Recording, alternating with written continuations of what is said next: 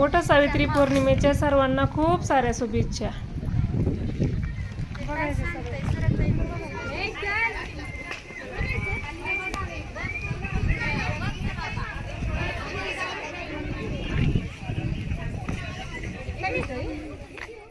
Hi hello नमस्कार. कशा सर्वजण मजेत आहेत ना? मजेतच राहा. मी आणि ताटोटी माझे न्यू ब्लॉग मध्ये तुमचं सर्वांचं स्वागत करते.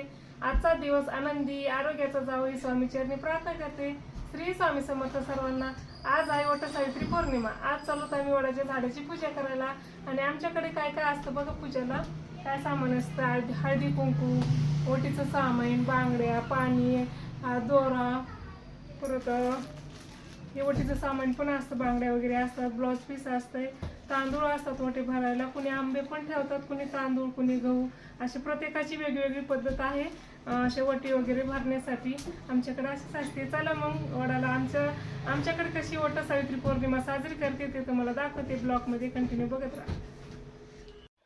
वडाच्या झाडाला हळदी कुंकू वाहून, दोरा बांधून, पाणी दूध अर्पण करून आणि वडाच्या फेऱ्या मारून आम्ही ही सुंदर परंपरा जपतो. श्रद्धा, प्रेम आणि निसर्गाशी जोडलेला हा वटसावित्री पौर्णिमेचा दिवस. मस्तपैकी सगळ्याजणी तयार झाल्या छानपैकी. मी तर लवकरच आवरून 12-12:30ला तर माझा सगळं पुरणपोळीचा स्वयंपाक पण झाला होता आणि बाकी कामं झाले होते आणि बाकीच्यांचं आवरत होतं. तोपर्यंत मस्त आम्ही फोटोशूट चालला होता. फोटो वगैरे काढतो आणि चाललो होतो आम्ही ह्याला वडाच्या झाडाला म्हणजे पूजा वगैरे करायला. गाथा मंदिरापाशी मोठं छान आता वडाचं झाड झाले ना, म्हणलं तिथं पण जास्त गर्दी नाही आणि मस्तच आहे, तिथं जाऊया म्हणून तिथं गेलो. तर आम्ही चालतच गेलो सगळेजणी. मस्तपैकी छान किती मस्त वाटते बाहेर गेल्याच्या नंतर. हवा तर एवढी होती ना, खूपच हवा सुटली होती.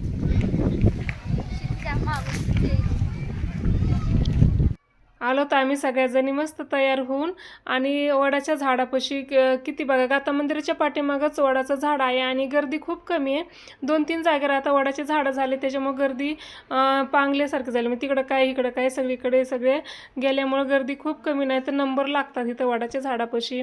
मस्तपैकी छान असं वडाचं झाड खूप मोठं झालं आहे आता. 2-3 वर्षापूर्वी तर नव्हतंच हे. आता ह्याच वर्षी सगळ्यांना माहीत झालं इथं वडाचं झाड आहे म्हणून सगळेजण इकडंच आल्या आणि छान इथं फोटो काढण्यासाठी खूपच सुंदर आहे. बाई आता कधी मारायची गाठ कशी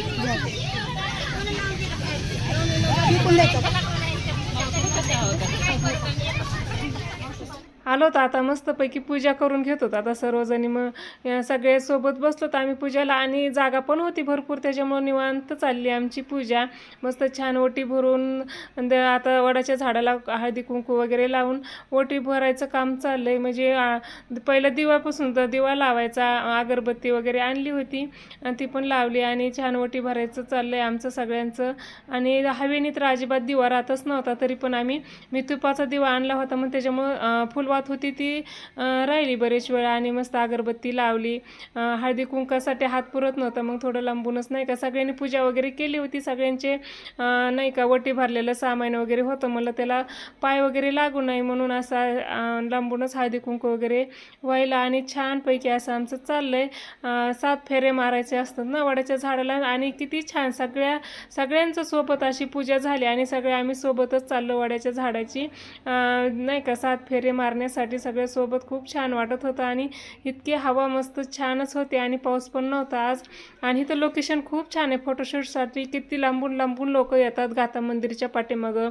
संक्रांतीच्या टायमेला फोटोशूट खूप असते आणि खूप छानच लोकेशन आहे बरं का इथं फोटो वगैरे काढण्यासाठी. आणि प्रत्येकाकडे मोबाईल असल्यामुळे सगळ्यांचे फोटो काढण्यासाठी आपापले मुलं घेऊन आले होते. बघा हे मुलगा पण त्याच्या मम्मीचं किती छान फोटो काढतोय. आणि मध्येच असं वडाच्या झाडाला जे फेरे मारतात ते मध्ये येत होतात आणि त्याला डिस्टर्ब पण होत होतं.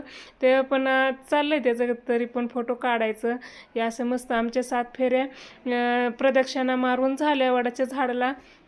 मस्तपैकीच मग आज खूप छान वाटत होतं आणि पाऊस नव्हता त्याच्यामुळं अजूकच छान. नाही तर दरवर्षी वटसावित्री पौर्णिमेला पाऊस असतोच, रिमझिम तरी असती, पण आज दिवसभर पाऊस उघडलेला होता आणि संध्याकाळी खूप पाऊस म्हणजे आला नाही का. वटसावित्री पौर्णिमेच्या दिवशी संध्याकाळी खूपच पाऊस आला. दिवसभर मस्त ऊन, सगळ्याला पूजा वगैरे करून दिली.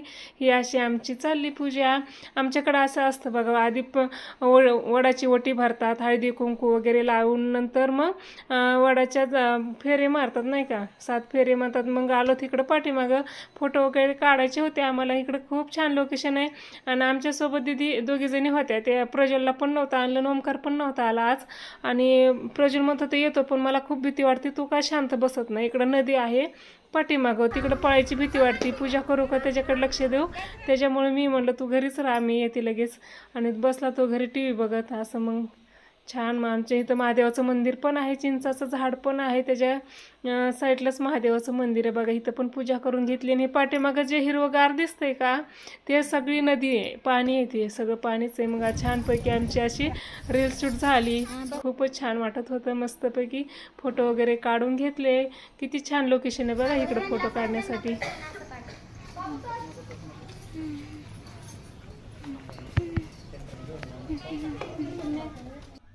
मग वरती बसून आम्ही सगळ्यांचे अशा वट्या भरल्या. म्हणलं चला इथं बसून खूप छान वाटत होतं. आणि हे गोल राऊंड होता ना, दीदीला म्हणलं इथं मस्तपैकी सगळ्यांना, म्हणजे 7 आम्ही पण 7 जणीच होतो आणि 7 जणीच्या वाट्या भरायच्या असतात आणि आम्ही 7 जणीच बरोबर झालो होतो. आणि मग एकमेकीच्या सगळ्यांनी वाट्या भरल्या आणि खूप छान इथं नाही का बसायला पण आम्हाला 7 जणीला बरोबर तेवढी जागा बस झाली. आणि अजून 1-2 जण असतात तर जागा नसती, पूर्वी दुसरीकडे बसावला.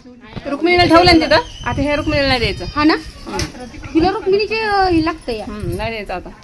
ही रुक्मिणीला नाही द्यायचं का? ती म्हणली ना रुक्मिणीला दिलाय, आता नाही द्यायचं. चला बॉबीची मम्मी आली माझ्याकडे या. प्रत्येकाचं डबल डबल सगळ्या संघ काढायचं व्हिडिओ, एक जणी काढायचं सगळ्या संघ. तुमचं झालंय, तुम्ही ग बसायचं आता. एकदा झालं की का बसायचं का?